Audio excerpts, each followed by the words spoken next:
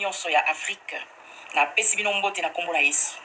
Bandeko na ngai kolo atie kati na motema na ngai na solola pona tina ya Afrique, continent africain. Bandeko na ngai ezalaki na mokolo moko na se ya pongi na ngai na moni na vision na telemi liboso ya ndako moko ya munene ya pembe batu pe bazalaki liboso wana. Alors c'est comme si na bandaki ko solola na bango lokola naza ko pesa mwa ba matatoli oyo landisama na ndako wana esika to telemaki.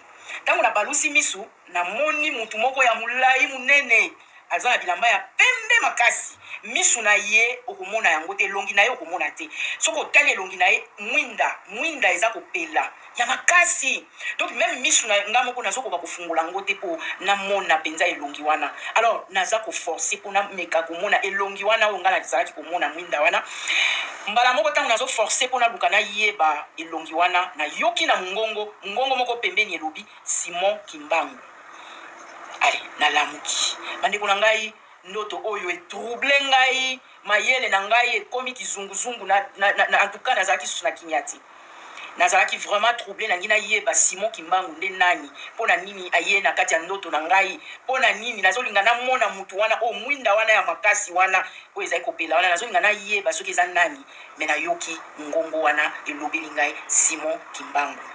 Bandeko na ngai makanisi etambolaki ngai na kimi mbangu lokola mama nga zana na bomoi na kei esika mama nga fandaka na ke kotuna ye pona tina na Simon Kimbangu ye pe apesi ngai ba réponse ndenge ye ayokela pe. Allez, na zongi esika na bana kovanda na lobi na kende na église Kimbangiste na Johannesburg. Bayebi ngai no église ezalaki esika songolo et déplacé ezali susu te mais bayebi mama moko boyo atekela biso bakwanga yende akendaka kuna na église wana. Bandeko na nga na hésitaki te na kendaki epa ya mama Lili na komi kuna na ke kotuna ye basango ya Simon Kimbangu. Ye pe ameki kopesa nga mwa ba matatoli o expliquer ngai ndenge lisolo ya mutu wana ezalaki.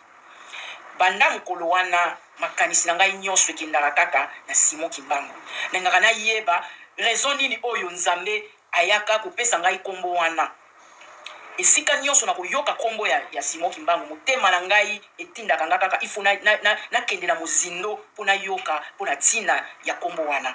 Bandeko na ngai ba mbula nyonso o nga na tangi na classe ko banda na primaire ti na école na humanité et puis na institut supérieur bandeko na ngai na tanga kaka makambo ya bapaya. Nazoyeba na bakura histoire to bandaka kotanga ba Jeanne d'Arc tozotanga ba Cicéron ba Catilina tozotanga ba Roi Baudouin tozotanga ba histoire à France tozotanga bandeko to nde ba biloko nyonso o biso totanga vi mobimba nde biloko ekota na cerveau na biso.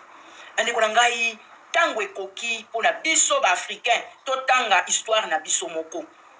Bandeko na ngai tango nyonso mutu alinga koyeba mingi makambo ya mutu mususu koleka ya ye moko ezalaka perte de temps. Yango moni totangi kaka ba makambo ba masapo kaka ya bamboka bapaya. Tango tozwi indépendance makanisi na biso ezali kaka tokende kofanda na bamboka bapaya. Batu o biso totiki na ba village kuna tozomona lokola village ekomi place moko ya mabe to abandonner ba village esika nini to uta bo abandonner ba village. Batu nyonso baza na village so balinga betela o lisolo ya bokoko na biso esika biso to uta pe oyo biso tozali okomona ote baza bandoki tolingi koyoka makambo na biso te tolingi ka koyoka makambo ya bapaya te.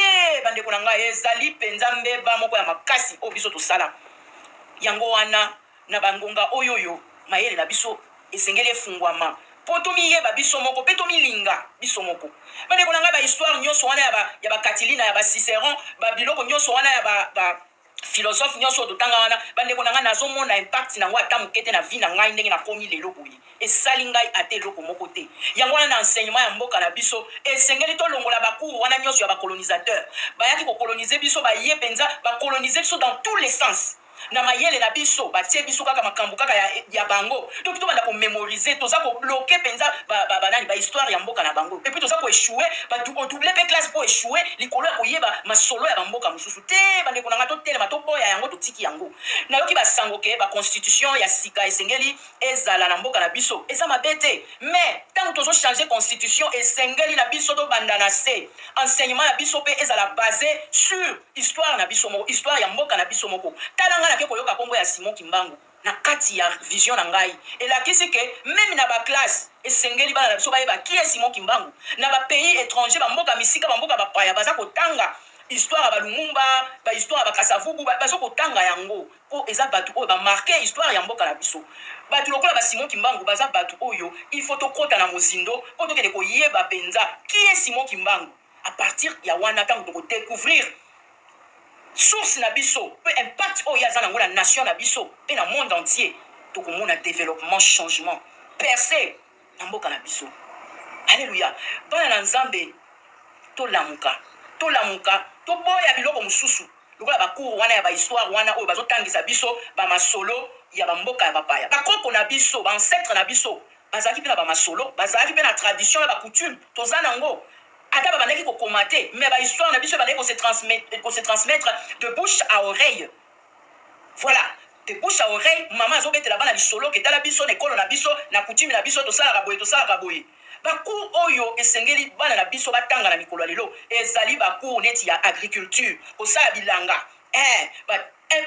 donc ezala vraiment obligatoire que cours ya agriculture esika oyo mabele na biso oyo Nzambe apesa biso to traiter yango ebota tosalela yango cours ya kobimisa badiama na baor na banini il faut ezala na kati ya ekole bana so batanga yango po totika koenvier bamboka mosusu totika koenvier kokendela bamboka bato misusu non bien aimé il faut tosepela kozala na mboka na biso mo faut tozala fier yango na président Mobutu abandaka toujours koloba makambo ya authenticité na bandaka kocomprendre yango te mais lelo naye kocomprendre ke authenticité eza eloko moko ya bien donc moto amiyeba ye moko moto andima oyo azali moto alinga oyo Nzambe apesa ye. Alléluia. Nzambe afungola mayele na biso, Nzambe apambola mboka Congo, Nzambe apambola bana na biso oyo bakoya na nsima na kombo na Yesu. Amen. Bandeko na nga toyoki biso moko toyoki temps oyo eza temps ya réveil, temps ya réveil. En tout cas yo moto ozolala ozotikala biso tokeka liboso biso wana liboso ka fu toyeba Kimbangu aza nani. Kimbangu aza nani oyo ayeli mama na biso na ndoto aye na ndoto mwinde d'éclairage mama biso boyoki bino moko nana mingi aotia commentaire te yo moto olandi video oyo comprendre makambo boye yango nde makambo esenge biso topartageaka makambo boye makambo kitoko boye yango nde biso bakongolais tozolamuka tolongwe na pongi kitende ya mwindo ezolongwa soki Nzambe alongoli yo kitende ya mwindu te okokomprendre te Kimbangu aza nani. En tout cas Nzambe azwa lokumu mama biso Nzambe apambola ser na biso apambola ye vraiment epesameli mutu nyonso te ya koyeba Kimbangu soki aza nani epesameli mutu nyonso te Nzambe azwa lokumu yango kana nge na partage na bino na mema bino mulai te bwebinga mama Deline aloba mingi surtout oyo makambo etali Kimbangu eyaka kaka yango moloko ambula na monoko yango wana natiki bino kolazala na bino na partage video oyo batindelaki nga na sepeni nango yango na bino na partage mpe na Deline TV nyonso bolanda Nzambe amona moko na moko amen kimi ezala na bino na kombo na Yesu amen.